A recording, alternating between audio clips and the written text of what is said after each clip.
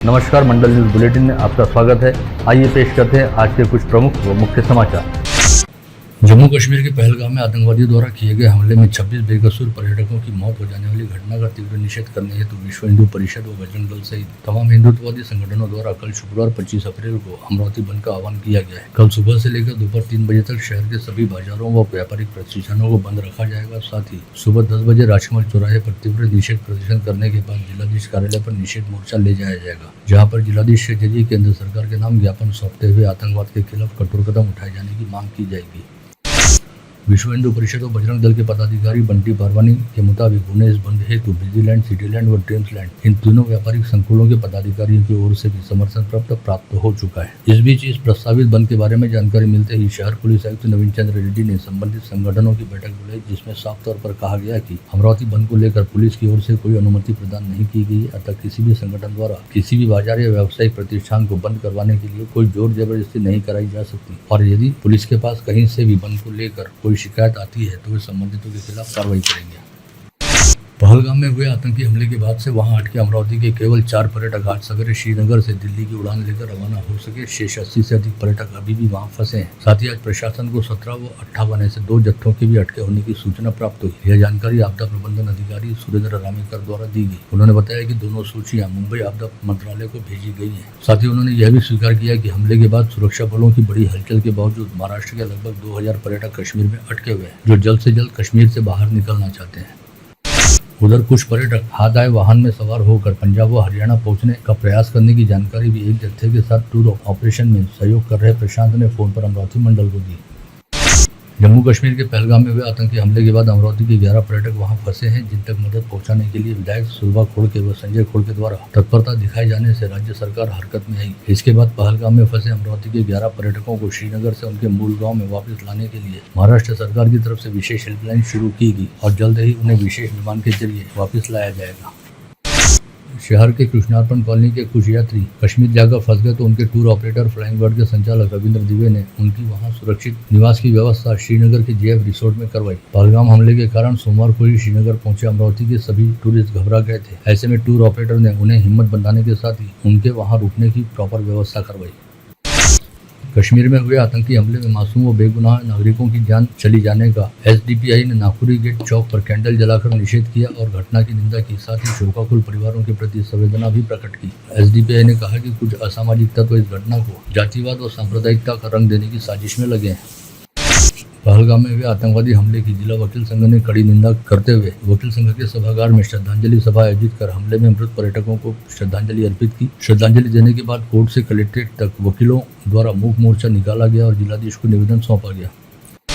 भाजपा के शहराध्यक्ष प्रवीण पोटे पाटिल के अरविंद चौक स्थित जनसंपर्क कार्यालय में पहलगाम के शहीदों को श्रद्धासुमन अर्पित किए गए। इस समय बीजेपी के प्रदेश व महानगर पदाधिकारी उपस्थित थे। जम्मू कश्मीर के पहलगाम में हुए कायराना आतंकी हमले के निषेधार्थ और इस हमले में बेकसूर नागरिकों की मौत हो जाने की घटना का निषेध करने हेतु भाजपा नेत्री व पूर्व सांसद नवनीत राणा की प्रमुख उपस्थिति में भाजपा एवं युवा स्वाभिमान पार्टी द्वारा आज शाम 6:30 बजे राजापेट चौराहे पर सामूहिक श्रद्धांजलि का कार्यक्रम आयोजित किया गया। इस अवसर पर पूर्व सांसद नवनीत राणा ने आतंकियों के हमले को कायराना बताते हुए इस हमले का निषेध किया। साथ ही इस हमले में मारे गए सभी लोगों के प्रति अपनी संवेदनाएं व्यक्त की। या साठी सुद्धा या ठिकाणी ईश्वरचरणी प्रार्थना सन्माननीय नवनीतजी राणा या ठिकाणी आपल्या सर्वांच्या उपस्थितीमध्ये या ठिकाणी करीत आहेत।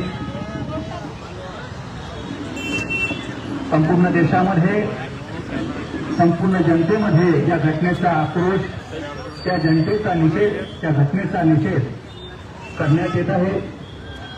संपूर्ण कुटुंबाचा जो आक्रोश आहे ते पाहून संपूर्ण भारतीयांच्या डोळ्यामध्ये सुद्धा अश्रू थांबेनासे झालेले आहेत।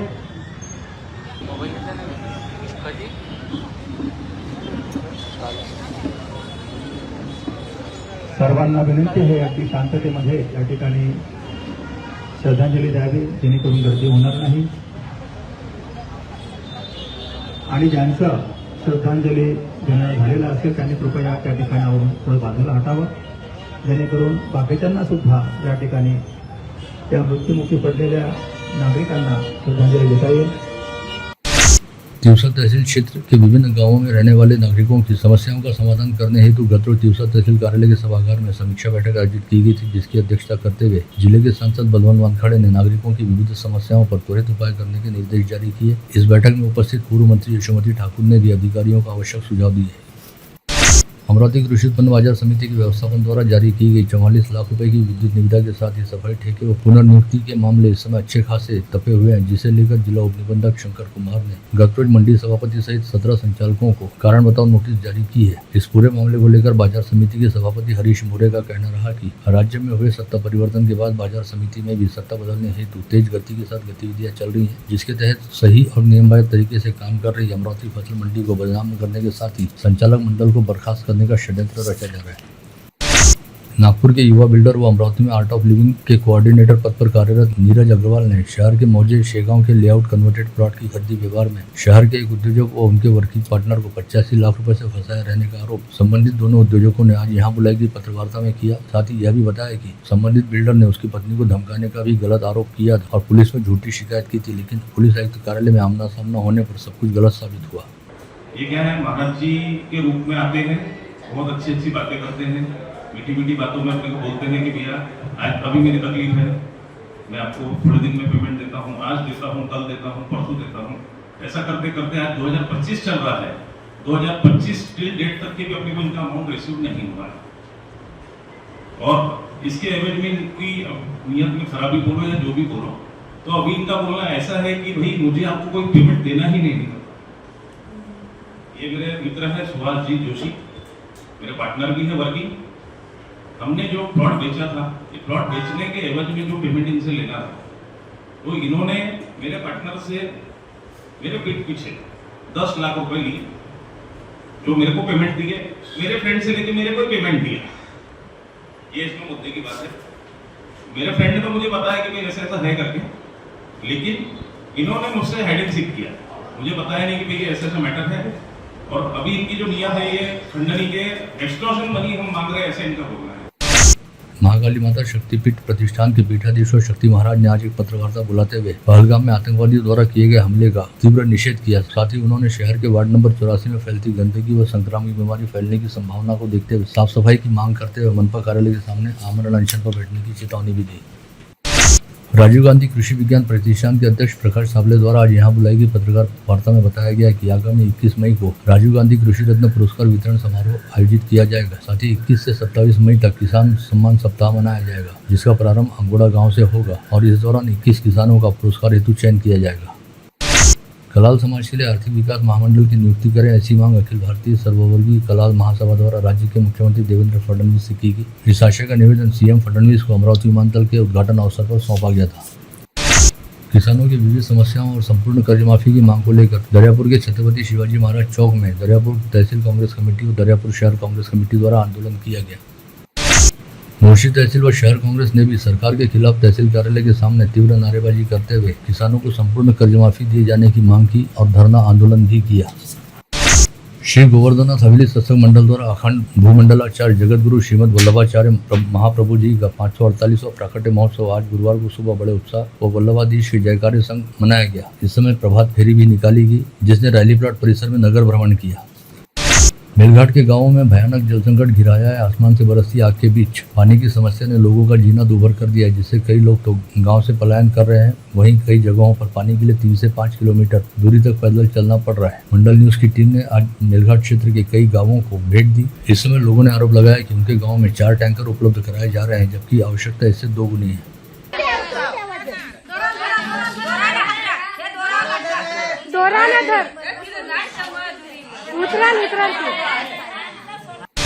दरियापुर तहसील में होने जा रहे सार्वजनिक ग्राम पंचायत चुनाव के लिए 74 ग्राम पंचायतों के सरपंच पद का आरक्षण कल 23 अप्रैल को उप विभागीय अधिकारी कार्यालय में घोषित किया गया। 74 में से 28 ग्राम पंचायत पर महिला सरपंच का राज होगा। वहीं 17 ग्राम पंचायत के सरपंच पद अनुसूचित जाति के लिए आरक्षित किए गए। मोर्शी तहसील में भी सरपंच पद का आरक्षण ड्रॉ घोषित किया गया, जिसके तहत राजस्व विभाग के अधिकारियों तथा सरपंचों व उप सरपंचों एवं नागरिकों की उपस्थिति में तहसील की ग्राम पंचायतों के सरपंच पद का आरक्षण निकाला गया। महारेरा के नोटिस पश्चात राज्य के 3699 लैब्स प्रकल्पों के पूर्ण होने का दावा विकासकों व बिल्डरों द्वारा किया गया है। महारेरा ने पूरी जानकारी वेबसाइट पर उपलब्ध कराई है। ऐसे प्रकल्पों में अमरावती के 48 सहित संभाग के 87 प्रकल्पों का समावेश है।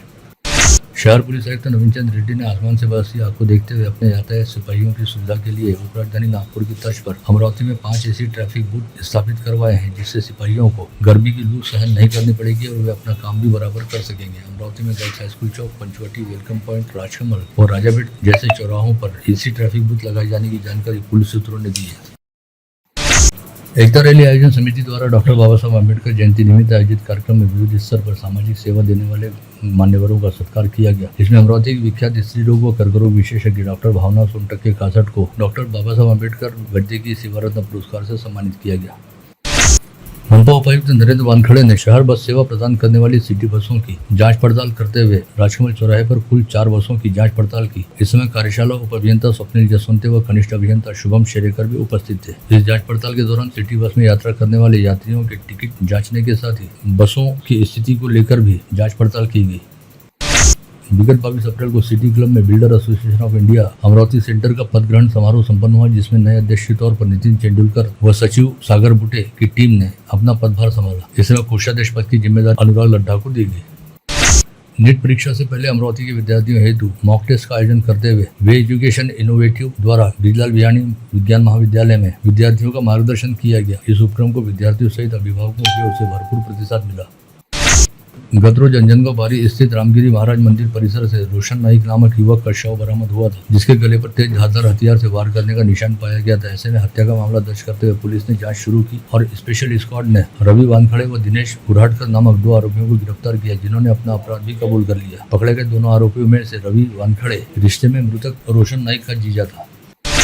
नवसारी परिसर में रहने वाले 56 वर्षीय शिक्षक को कुछ अज्ञात लोगों ने व्हाट्सएप पर वीडियो कॉल करते हुए डिजिटल अरेस्ट करने की धमकी दी और कार्रवाई से बचने हेतु पैसों की मांग की, जिससे घबराकर उक्त शिक्षक ने साइबर अपराधियों द्वारा बताए गए बैंक खाते में अपने बैंक खाते से 14,30,000 रुपये ट्रांसफर कर दिए। लेकिन जब उक्त शिक्षक को अपने साथ हुई जालसाजी का पता चला तो उसने साइबर पुलिस थाने पहुंचकर शिकायत दर्ज कराई।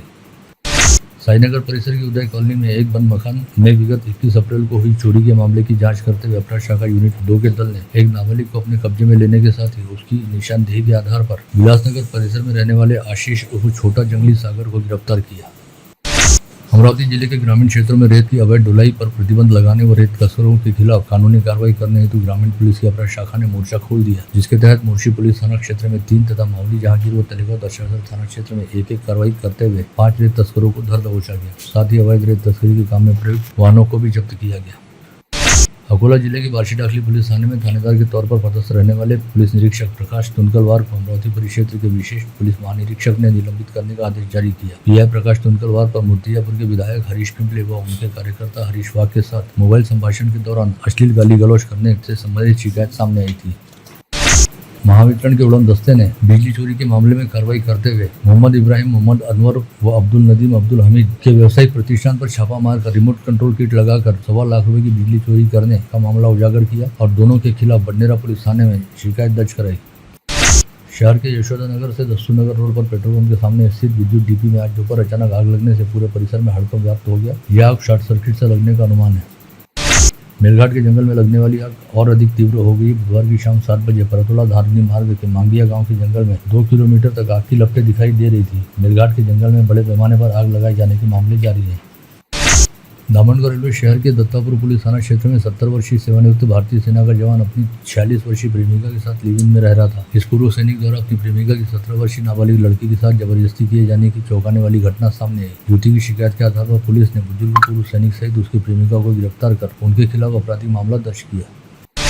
घाटंजी के इस्तारी नगर खापरी के मकान में सोमवार की सुबह 9 बजे के दौरान एक महिला का शव संदेहास्पद अवस्था में बरामद हुआ। महिला की मौत किस वजह से हुई यह पता नहीं चल पाया है। इसका पता लगाना काफी चुनौतीपूर्ण था, लेकिन पुलिस ने जांच शुरू कर केवल 24 घंटे के भीतर यह मामला हत्या का रहने की बात उजागर की और अनैतिक संबंधों के चलते प्रेमिका की हत्या करने वाले कोंडगई निवासी अजय नेवारे नामक आरोपी को गिरफ्तार भी किया। यवतमाल जिला अंतर्गत अमडापुर प्रकल्प के आधे अधूरे नहर क्रमांक 7 के लिए जमीन भू संपादित करने के लिए लघु सिंचन विभाग के अधिकारी खेत में पहुंचे। इस समय अधिकारियों व किसान में विवाद हुआ, जिसके बाद किसान ने अधिकारी के सामने ही जहर गटक कर आत्महत्या करने का प्रयास किया। इस किसान का नाम शाहरुख खान आलम खान बताया गया है, जिसे तुरंत इलाज के लिए अस्पताल में भर्ती कराया गया।